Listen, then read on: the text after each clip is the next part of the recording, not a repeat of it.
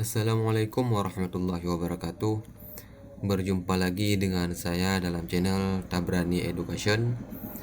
Pada kesempatan kali ini saya akan memberikan tutorial regresi data panel dengan eFuse kasus pool data. Nah, ini data yang saya miliki. Ketika teman-teman ingin membuat ataupun import data dan pengujian selanjutnya menggunakan pool data, maka teman-teman harus mengikuti langkah sebagai berikut ya. Nah, di sini cross sectionnya ada 4, 1, 2, 3, 4. Terdapat 3 variabel X dan 1 variabel Y. Datanya dimulai dari 2017 sampai 2021. Kemudian ini kita hapus. Ini juga kita hapus. X1, X2, X3, Y ini kita beri tahun. Di samping ini saya buat bank ya. Nah, teman-teman kalau ingin menggantinya dengan perusahaan, cross section ya sah-sah saja ya teman-teman. Kemudian kita save ke Excel 2003. Ini saya simpannya di dokumen. Saya beri nama pool data, save. Kemudian saya buka eFuse-nya. Di sini saya gunakan eFuse 9. Ini kita close. File, import for file di dokumen.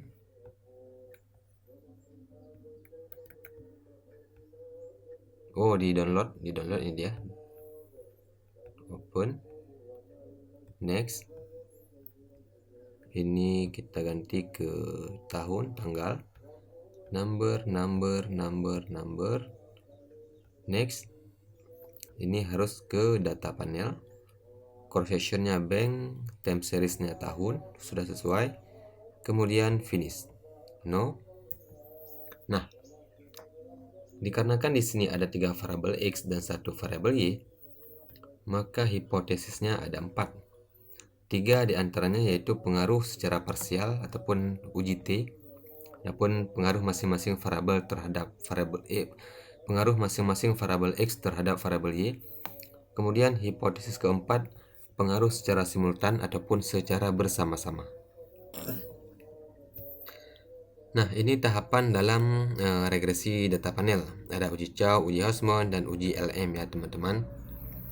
Nah, langkah pertama kita harus melakukan uji pemilihan model terlebih dahulu. Kita blok semuanya, variabel X-nya saja, as equation. Kemudian Y spasi C spasi. Ke panel option kita pilih fix, kemudian OK. Nah, di sini kemudian kita pilih view. Kita pilih yang pertama ini teman-teman. Nah, ini adalah hasil uji Chow. Nah, nilai signifikannya 0,0184.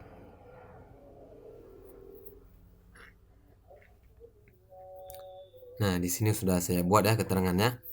0,0184 lebih kecil daripada 0,05, maka yang terpilih adalah FEM teman-teman. Nah, ini dia lebih kecil. Saya beri tanda warna hijau. Yang terpilih adalah FEM. Nah, kemudian harus dilanjutkan dengan uji Hausmann teman-teman. Kita pilih estimate, panel option kita pilih random, kemudian OK. Kemudian kita pilih Hausmann test. Nah, ini dia nilai signifikan 0,0376. Ini dia teman-teman ya, lebih kecil daripada 0,05, maka yang terpilih adalah model FEM juga. Berdasarkan hasil uji Chow dan uji Hausmann, maka model terbaik dalam penelitian ini adalah FEM teman-teman. Nah, kenapa uji LM tidak dilakukan? Dikarenakan pada uji Hausmann yang terpilih juga adalah FEM. Nah, maka dari itu uji LM tidak perlu dilanjutkan. Dikarenakan tujuan uji LM untuk membandingkan model CEM dengan REM teman-teman.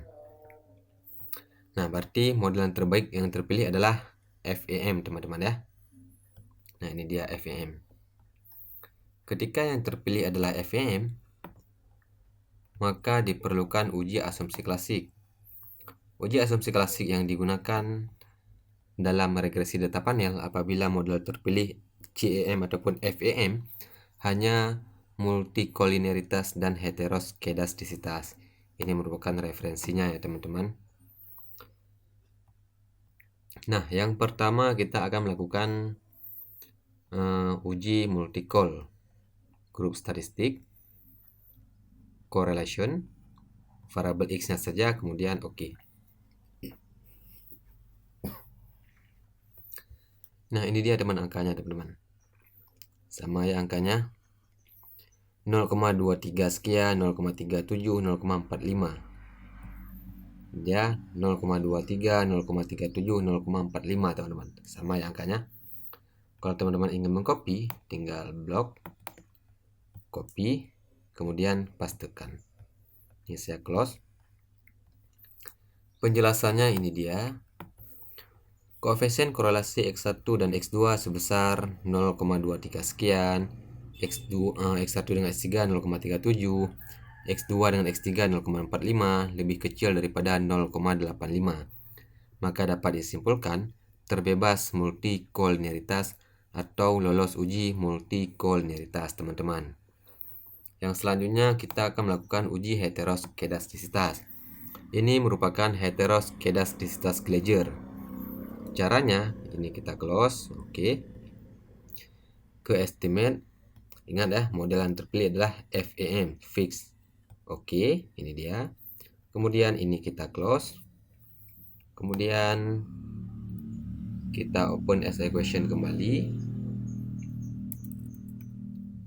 Kemudian di sini ABS buka kurung resi tutup kurung C spasi. Ini dia X1, X2, X3. Panel option, ingat model yang terpilih adalah FEM. Kemudian oke. Nah, ini adalah hasil uji heteroskedastisitas Gleiger. Sama ya teman-teman. 0, X1-nya 0,17, 0,52, 0,13. Ini dia. Semua variabel X1, X2, dan X3 nilai probability-nya lebih besar daripada 0,05. Maka dapat disimpulkan tidak terjadi gejala heteroskedastisitas atau lolos uji heteroskedastisitas.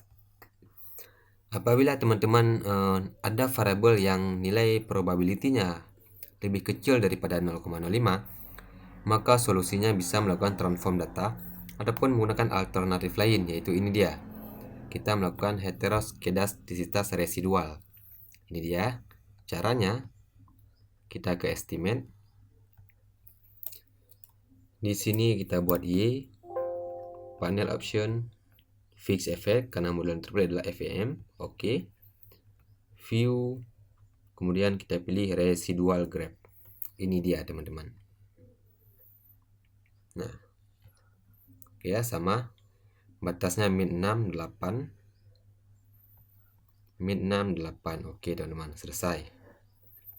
Maka selanjutnya kita masuk ke persamaan regresi data panel. Nah, ketika uji asumsi klasik sudah, baru kita masuk ke pool datanya. Kita pilih proc. Kita pilih unstuck in new pack. Di sini kita buat bank. Di sini tahun. Di sini yaitu untuk cross sectionnya, di sini untuk datanya, data tahunan. Nah, di sini jangan lupa teman-teman berikan tanda underscore. Kemudian oke. Nah, sudah. Kemudian klik 2 kali di bank ini. Kemudian masing-masing di bawah simbol bank ini kita beri underscore seperti ini teman-teman. Kemudian kita ke estimate. Nah, ini dia. Dependent berarti Y, tanda tanya, jangan lupa. X1 tanda tanya, X2 tanda tanya, X3 tanda tanya. Kemudian model yang terpilih tadi adalah Fixed Effect Model, FEM. Kemudian oke. Nah, ini dia teman-teman. Kemudian kita ke persamaannya, ini dia representation. Nah, ini dia sangat banyak teman-teman ya. Dikarenakan jumlah cross sectionnya ada 4, maka persamaan dalam fixed effect juga ada 4, yaitu masing-masing bank ada persamaannya sendiri teman-teman.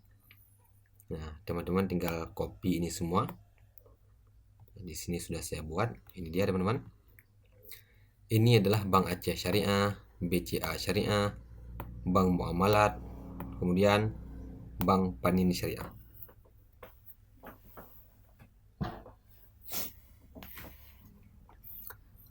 Nah, ini persamaan awalnya ya, ini dia yang di atas teman-teman. Kemudian dua angka ini harus dijumlahkan teman-teman. Dan ini hasil penjumlahannya. Ini hasil penjumlahannya, ini dia teman-teman. 6,36 merupakan penjumlahan dari 0,09 dengan 6,86.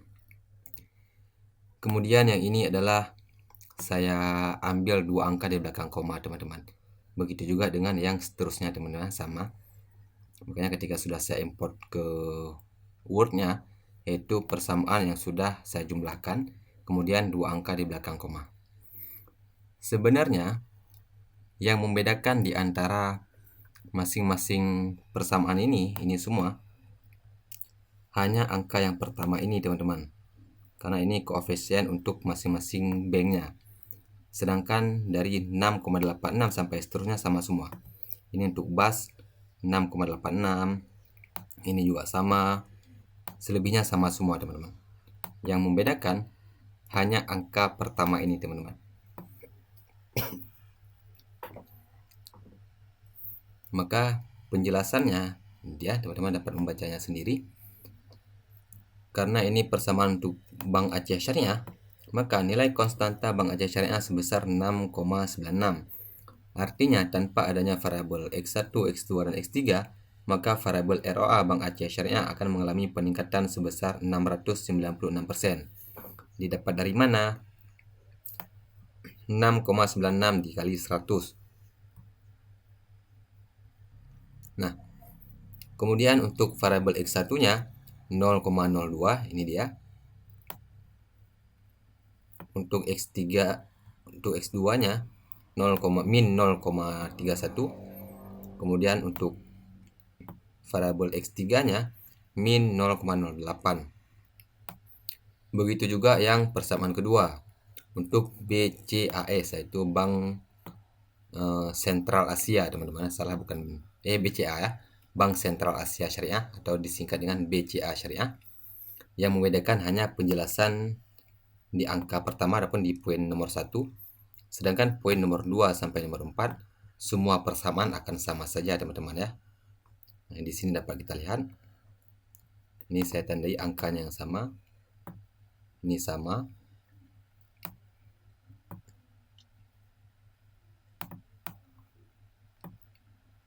Ini juga sama, untuk BMI juga sama angkanya. Jadi yang membedakan cuma angka ini dia. Ini saya tandai, saya beri warna hijau. Ini beda-beda teman.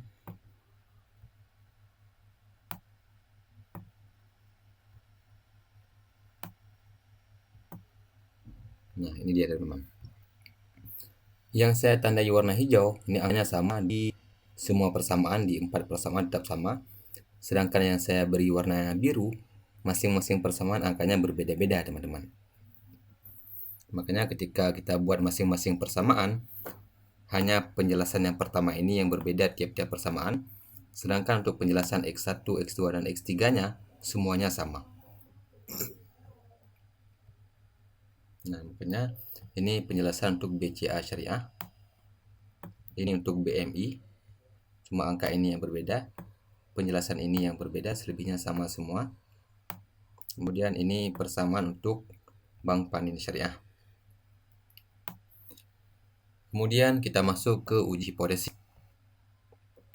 Nah, ini dia uji hipotesis. Kita ke view, estimate, output. Nah, ini dia teman-teman ya.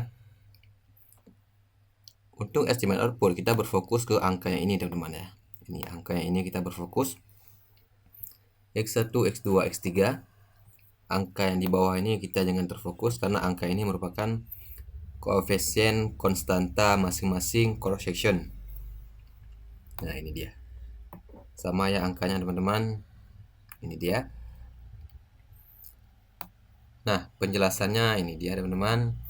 Dari sini dapat kita lihat ketiga variabel nilai probability-nya di bawah 0,05, maka ketiga variabel kesimpulannya berpengaruh terhadap variabel Y. X1 berpengaruh terhadap variabel Y, X2 berpengaruh terhadap variabel Y, kemudian X3 juga berpengaruh terhadap variabel Y. Nah, penjelasannya ini dia di bawah.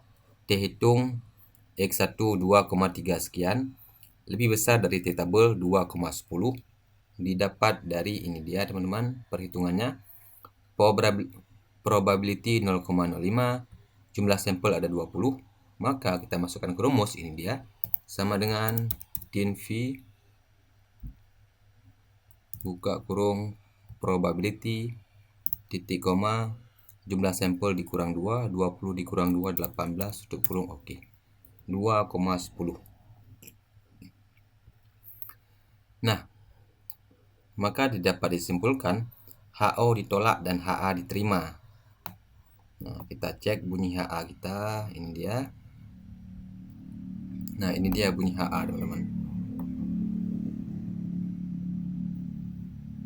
FDR berpengaruh terhadap ROA Bank Umum Syariah di Indonesia. Kemudian yang X2, nah untuk kasus X2 dan X3, nilai minus di T statistik tidak dilihat. Nilai minus di situ bukan menunjukkan jumlah, melainkan menunjukkan arah hubungan. Ketika dia minus dan hasilnya berpengaruh, maka dia berpengaruh secara negatif. Ketika misalnya X1 berpengaruh tetapi tidak minus, maka berpengaruh secara positif. Nah, ini dia ya teman-teman. Berarti X2 juga H0 ditolak dan HA diterima. Ini dia. X3 juga sama, HO ditolak dan H0 diterima, HA diterima.